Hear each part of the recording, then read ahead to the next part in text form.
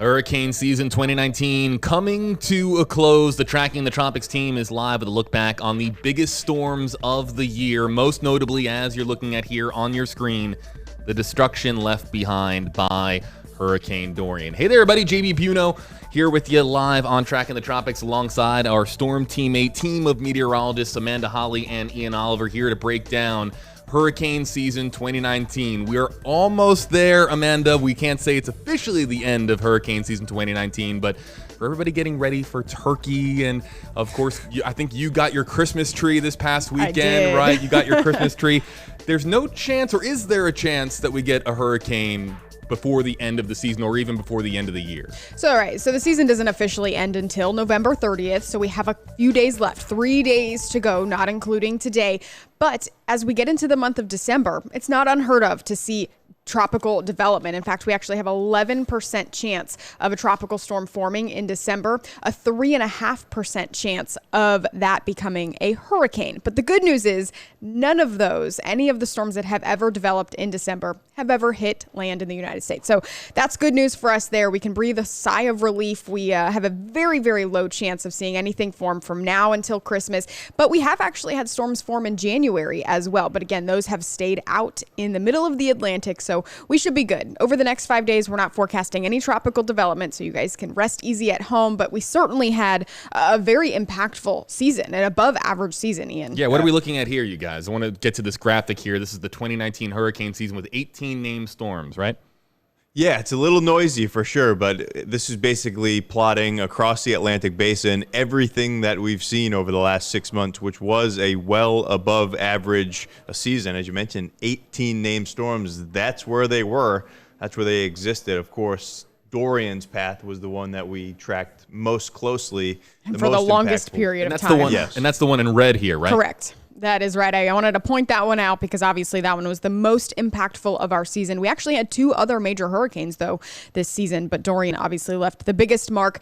I would argue that Tropical Storm Imelda did quite a bit of damage as well for Texas. I feel like that storm kind of got brushed under the rug because it was in the midst of Dorian and we were recovering from Dorian and things like that. But Tropical Storm Imelda, just because it was a minimal tropical storm, doesn't mean that it didn't do quite a bit of damage. Absolutely. That's something we've talked about at length on Tracking the Tropics, is that each storm is different. Yes. Each storm presents different threats. There are many threats with tropical system. We had Nestor here, right, which was a weak, lopsided system. Yep. Never looked great on satellite. Triggered two strong tornadoes, unusually strong tornadoes for our part of the country here in Tampa Bay. So right. Yeah, they all present their own threats. And Nestor here, the one coming out of the Gulf here on the left side of our screen, right? The one in green.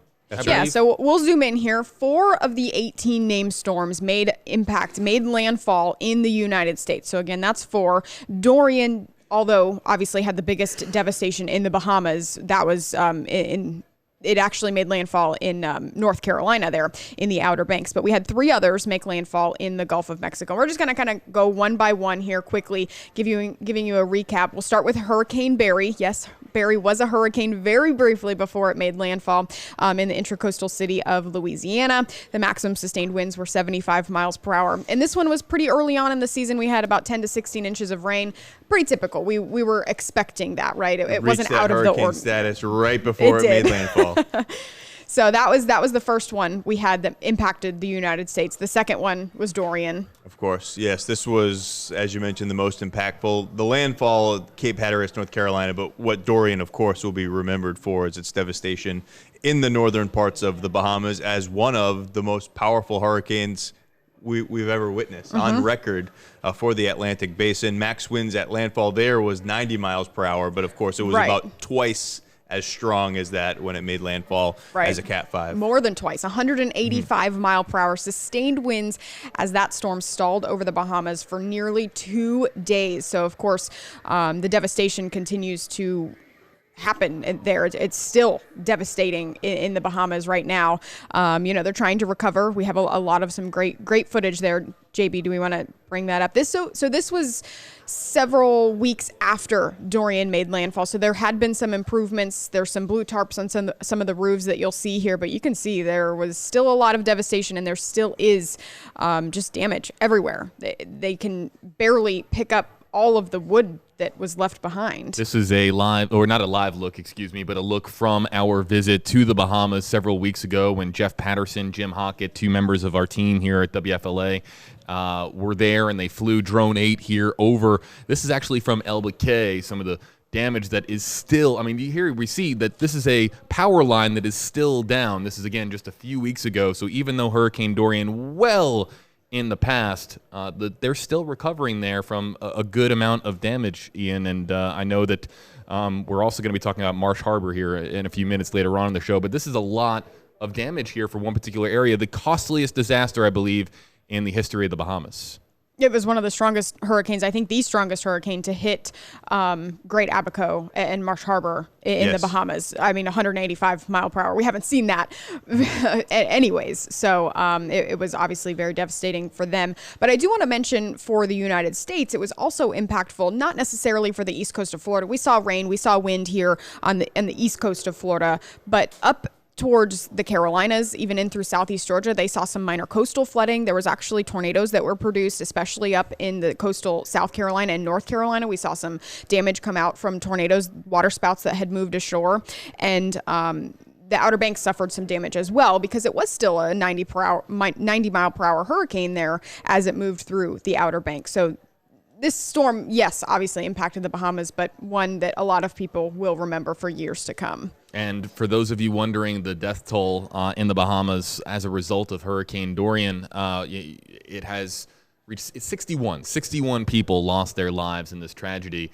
And again, just when you see some of this devastation, you just understand how much it was hit. And Ian and Amanda, we're going to get here to the piece here from Jeff Patterson in just a moment. But again, just how much the storm lingered. I remember we were here live on Tracking the Tropics and thinking back to those unbelievably tense moments because we knew that Hurricane Dorian had come to really a standstill. I remember seeing it on your graphics when we said, okay, the storm is officially not moving. It is just sitting there in the Bahamas causing all this devastation, and this is the damage that we see as a result of that. And it was not only wind, but the storm surge as well, up to 23 feet. That's just a wall of water coming in, and water is as damaging, if not more damaging, than those winds. It was just an incredibly long stretch, 2 days of Category 5 hurricane intensity over the northern part of the Bahamas. Something to point out, the stalling and eventually stop of that storm system was sadly well forecast.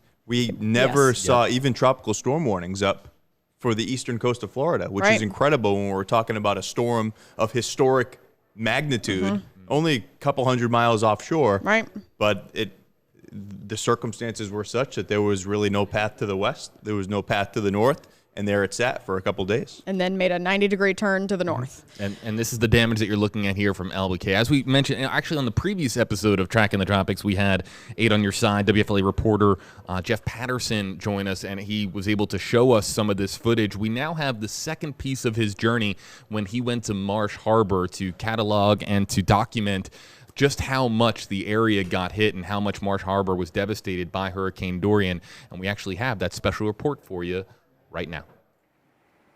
This is Marsh Harbor, and an area that has the worst destruction from a hurricane that I've ever seen.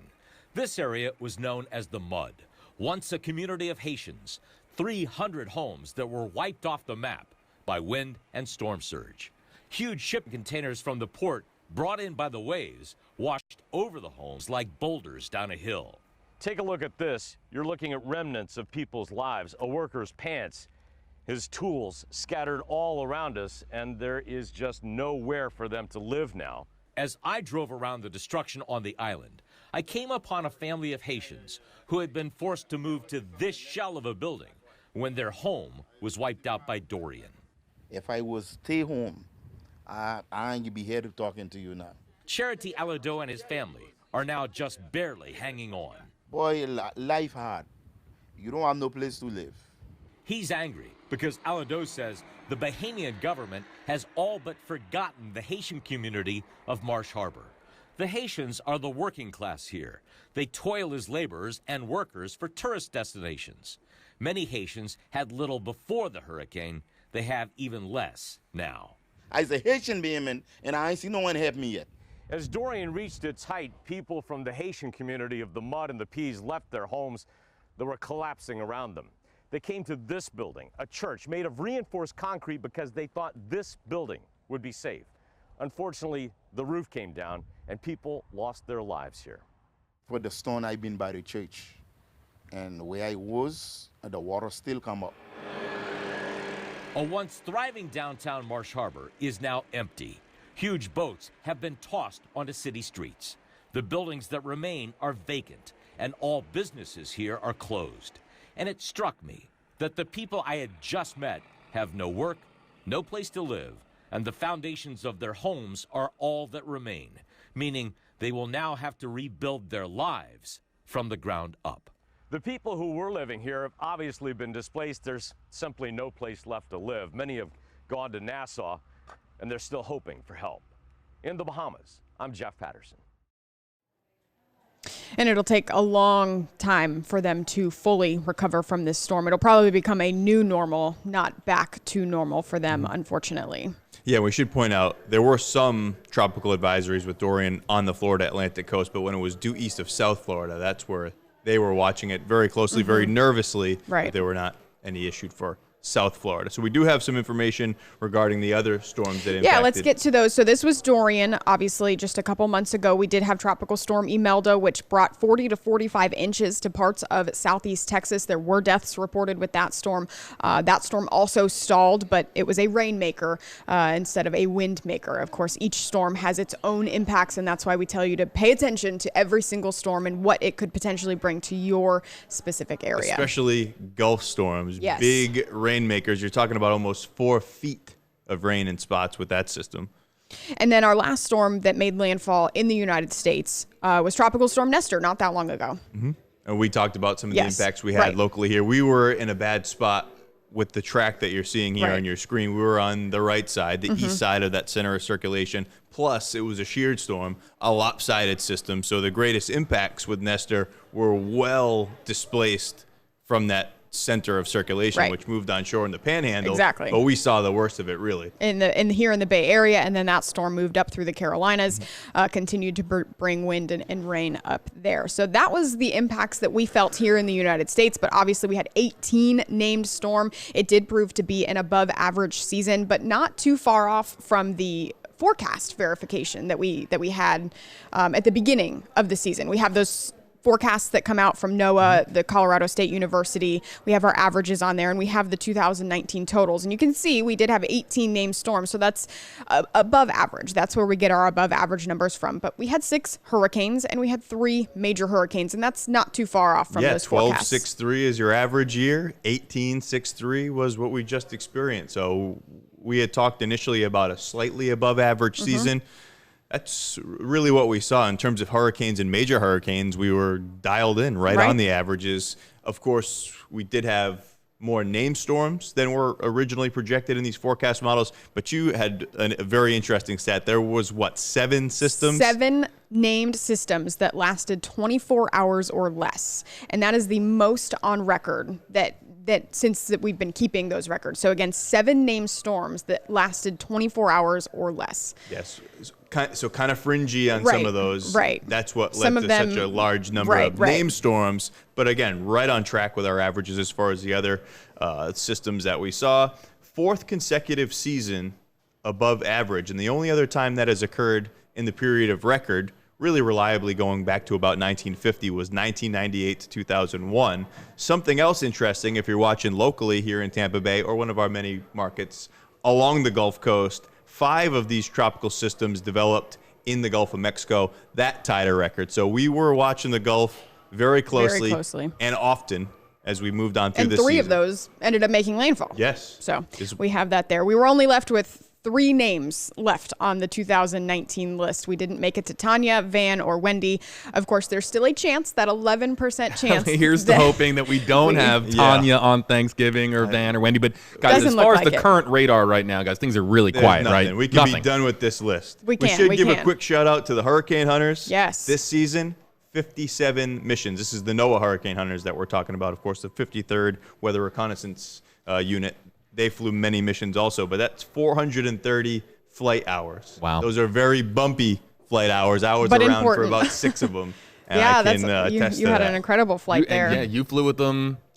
It's just amazing to see it actually in action when you see what they do, the science behind it. Truly and incredible. Absolutely incredible. So as we're looking back here, everybody, on hurricane season 2019, I'm going to put you both on the spot. And full disclosure, I did not tell Ian we were going to do this. We're going to give Ian here a moment to just kind of figure out what he wants to say. But for Amanda Holly and Ian Oliver here, guys, I'm going to ask you to summarize 2019 the hurricane season 2019 in one word. One word to you what hurricane season 2019 was, starting with you, Amanda Holly, and then give us an explanation as to why you chose that word. Sure. I'm going to go with surprising. I'll go back to our 2019 list because we did get through so many of these names.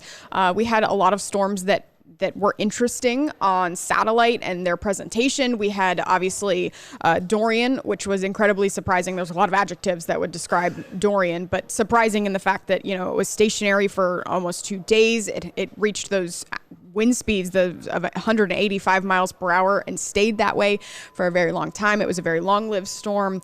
7 named storms that lasted 24 hours or less. So there was a lot of surprising impacts or surprising factors of the 2019 season to me. Ian All right, Oliver, one word to describe hurricane season 2019. I don't mean it in a dramatic sense, but I'll say devastating. Yeah. And it really only took one very powerful storm that was dreadfully unlucky. And part of the reason I use that word is because of the journey it was tracking and forecasting that storm. If you remember early on, we were tracking a tiny little circulation east of the Antilles. I believe it was St. Lucia. It got hit first. And it completely disrupted the center of circulation. It was gone.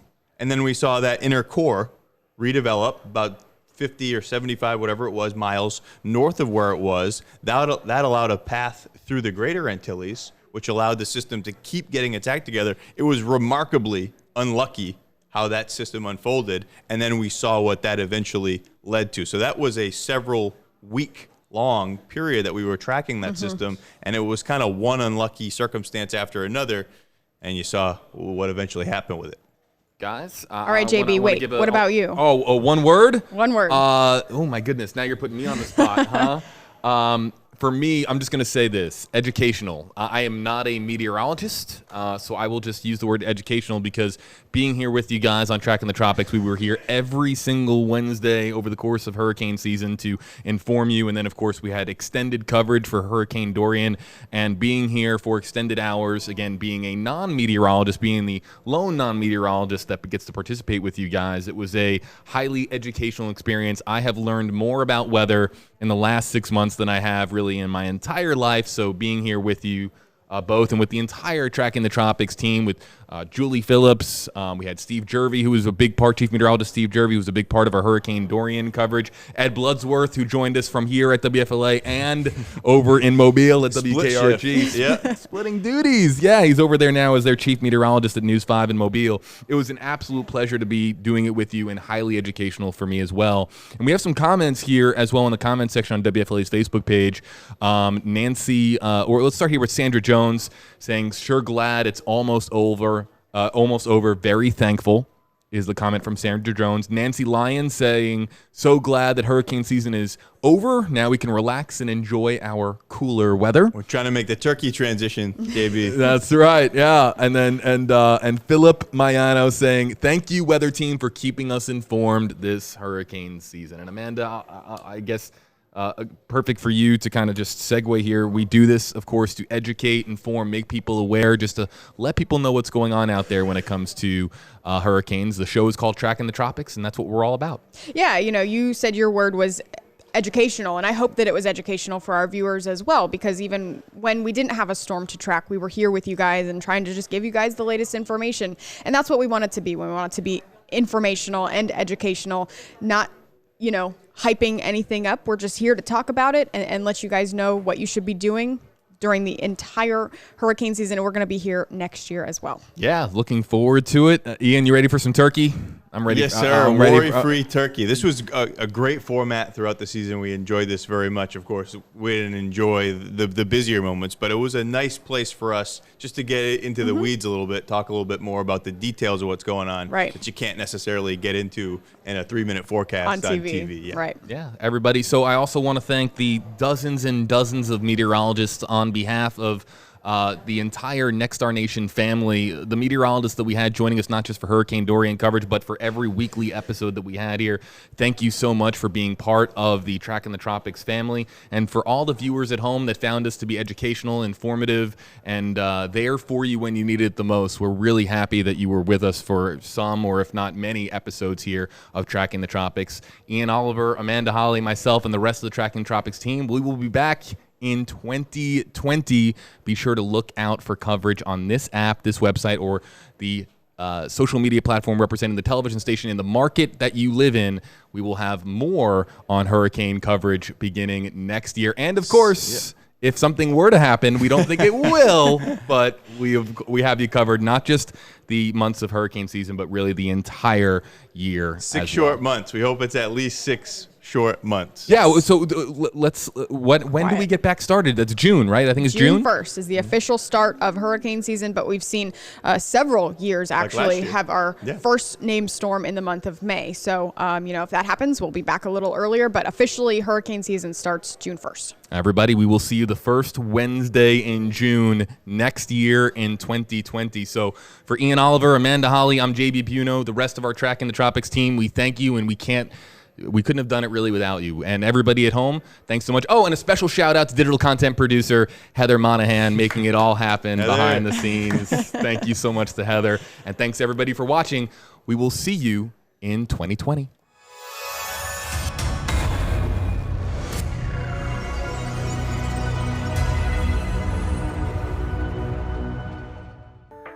Thank you for watching Tracking the Tropics.